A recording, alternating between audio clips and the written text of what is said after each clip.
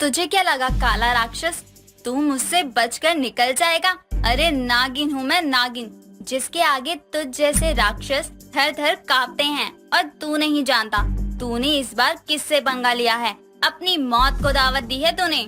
तुझ जैसी बड़ी बड़ी बातें करने का मुझे कोई शौक नहीं है नागिन, और तेरे में इतनी हिम्मत आ गई कि मेरे वार को सहने के बाद भी तू जिंदा बच गई। आखिर क्यों एक बार फिर से नागिन और राक्षस आमने सामने आए? और ये काला राक्षस क्या नागिनों और राक्षसों के इतिहास से वंचित है, जो अपनी मौत को स्वयं चुनौती दे रहा है? आखिर ये जंग हो किस कारण से रही है?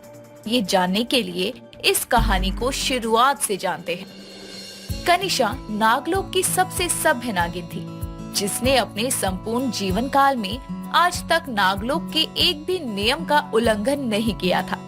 लेकिन आज का दिन शायद उनको इस भूल को करने से नहीं रोक पाएगा, क्योंकि कनिशा नागिन अपनी पूजा के लिए पुष्पों की तलाश करते करते जंगल के अंत पर आ जाती है, जहाँ से शुरू होता है पाताल लोक का मार्ग। और बिना इस बात पर ध्यान दिए कनिशा नागिन उस मार्ग पर अपने कदम रख देती है, जिसके बाद पूरे नागलोक की धरती थर-थर कांपने लगती है। ये सब देखकर नाग महल में बैठे नागराज विचलित होकर नागरानी सुकन्या से कहते हैं, ये क्या हो रहा है? किसने किया ये अनर्थ? पाताल लोक को इतने वर्षों की लड़ाई के बाद नागलोक की सीमा पर रोक के अदृश्य किया था, जिससे वहाँ के राक्षसों को कभी भी नागलोक के अस्तित्व के बारे में नहीं पता चलता।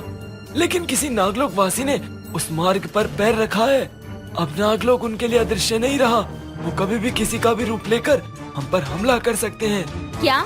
लेकिन नागलोक के सभी नाग नागिनों को पता है कि जंगल के अंत में जो मार्ग शुरू होता है वहाँ जाने की सख्त मनाही है। तो कौन गया है वहाँ? हमें जल्दी ही पता करना होगा और उसे दंड देना होगा, क्योंकि ये नागलोक के नाग नागिनों की सुरक्षा की बात है। हाँ चलो नागरानी, हम जाते हैं जंगल। नागराज और नागरानी सुकन्या अपने स्थान से गायब होकर जंगल के अंत पर पहुंचते हैं, जहां वो कनिशा को देखकर हैरान हो जाते हैं, क्योंकि कनिशा नागलोक की सबसे समझदार नागिन होने के साथ साथ उन दोनों की पुत्री भी थी।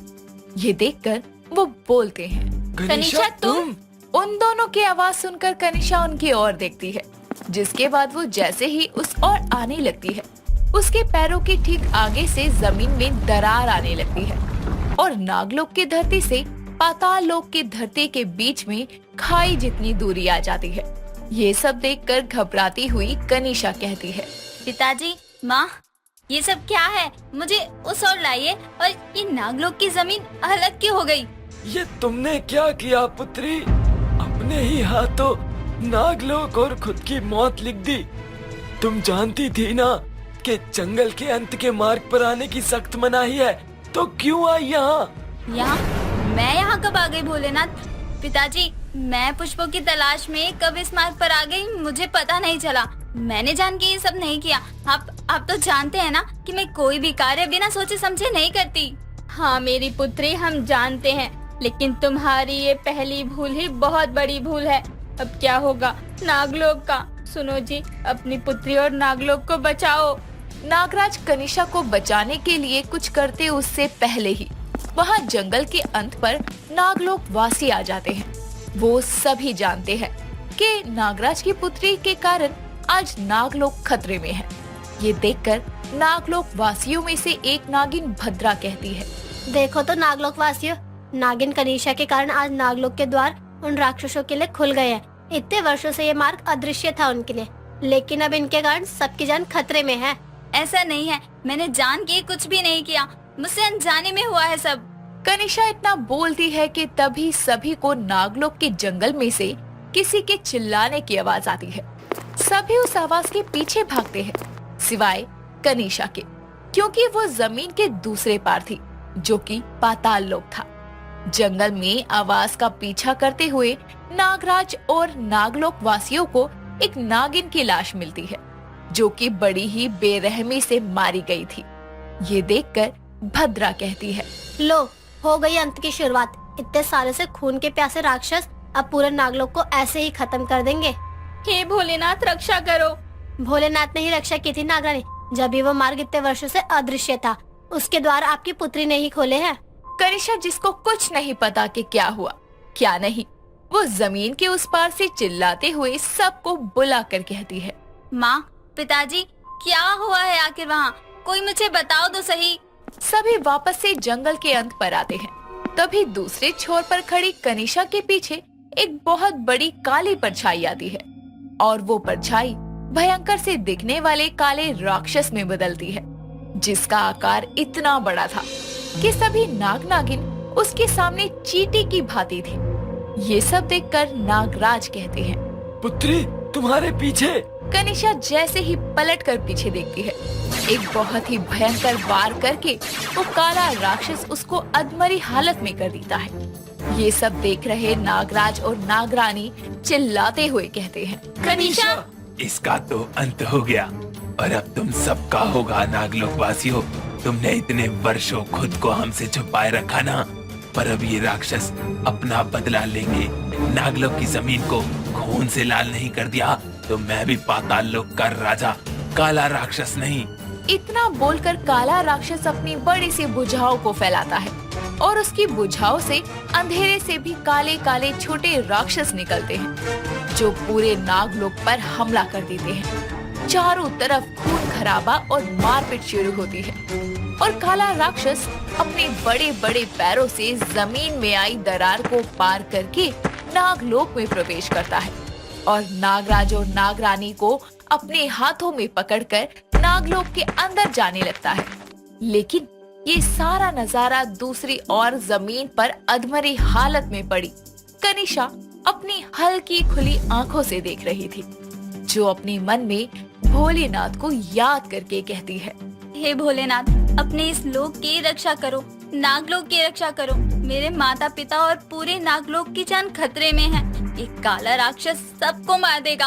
कनिशा इतना बोलकर अपनी आंखें बंद कर लेती है और फिर आसमान से एक दिव्य प्रकाश कनिशा के ऊपर पड़ता है और उसकी बंद आंखें एक बार फिर खुलती है। वो हिम्मत करके खड़ी होती है और एक दिव्य आवाज उसके कानों में पड़ती है, तुमने ही संत का आगाज किया है कनिशा नागिन। तुम अनजाने में इतनी बड़ी भूल कर चुकी हो कि तुम्हारे कारण ये नागलोक अब शमशान बनने को तैयार है। इसमें तुम्हारी मदद कोई नहीं कर पाएगा सिवाय तुम्हारे। या तो उठकर उस राक्षस का सामना करो, उसकी कमी पहचान कर, वरना अंत तो तुम्हारे सामने है। इतना बोलने के बाद वो दिव्य आवाज और दिव्य प्रकाश दोनों गायब होते हैं। लेकिन ये सब सुनने के बाद कनिशा खुद से कहती है, अगर मैंने इस अंत की शुरुआत की है ना, तो मैं ही इसका अंत करूंगी, फिर अंजाम कुछ भी हो। कनिशा अपने शरीर के आकार को बहुत बड़ा कर लेती है और फिर उस दरार को पार करके नागलोक में आती है, जहाँ वो पूरे नागलोक में जगह जगह नाग नागिनों के खून से सनी लाशों को देखती है और फिर उसके सामने आता है काला राक्षस, जिसे देखकर कनिशा कहती है, तुझे क्या लगा काला राक्षस, तू मुझसे बचकर निकल जाएगा? अरे नागिन हूँ मैं, नागिन, जिसके आगे तुझ जैसे राक्षस थर थर कांपते हैं। और तू नहीं जानता तूने इस बार किससे पंगा लिया है। अपनी मौत को दावत दी है तूने। तो जैसी बड़ी बड़ी बातें करने का मुझे कोई शौक नहीं है नागिन, और तेरे में इतनी हिम्मत आ गई कि मेरे वार को सहने के बाद भी तू जिंदा बच गई। लेकिन कोई नहीं, तेरी हालत देखकर साफ पता लग रहा है कि तू ज्यादा देर तक नहीं बच पाएगी, इसीलिए तुझे तो मेरी भुजाओं के राक्षस ही मार देंगे। इतना कहकर काला राक्षस अपनी भुजाओं को खोलता है और जैसे ही उसमें से अपने राक्षसों को निकालता है, उससे पहले ही एक बड़ी सी तलवार को कनिशा प्रकट करती है और उसकी दोनों भुजाओं को काटकर उसके शरीर से अलग कर देती है। उसकी भुजाएं कटते ही नागलोक में फैले उसके सारे राक्षस काला धुआं बनकर गायब थे और बिना हाथ के अपने घुटनों के बल आया काला राक्षस कनिशा से कहता है, नागिन, तूने मेरी भुजाएं काट के अच्छा नहीं किया। मेरा अंत तबाही ले आएगा इस नागलोक में, देख लेना। काला राक्षस इतना बोलकर जैसे ही जमीन पर गिरता है, उसका शरीर काले धुएं में बदलकर हवा में विलीन हो जाता है, जिसके बाद नागराज और नागरानी भी कैद से बाहर आते हैं और आखिरकार कनिशा द्वारा शुरू हुआ ये अंत उसके ही द्वारा खत्म होता है।